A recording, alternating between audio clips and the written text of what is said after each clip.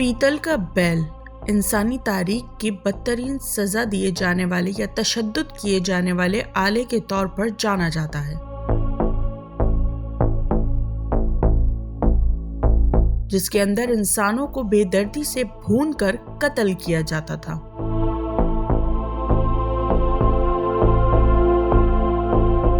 इस सजा में पीतल का एक बैल तैयार किया जाता था जिसके पेट को खोखला रखा जाता था और उसके मुंह और नाक में एक बाजा लगाया जाता था। जिसे सजा या अजियत दी जानी होती थी उसे उस बैल के पेट में रखकर दरवाजे को बंद कर दिया जाता और नीचे आग लगा दी जाती थी।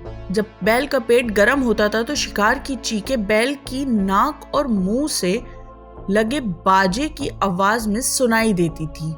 जैसे जैसे हिद्दत बढ़ती जाती, बैल का शिकार चीखता रहता और आखिर में उसका जिस्म बुखारात बनकर उड़ जाता। इस पुरतशद्दुद आले को एक अंदाजे के मुताबिक 600 साल कबले मसीह में इजाद किया गया था, जिसका मकसद मुजरिमों को सजा देना था।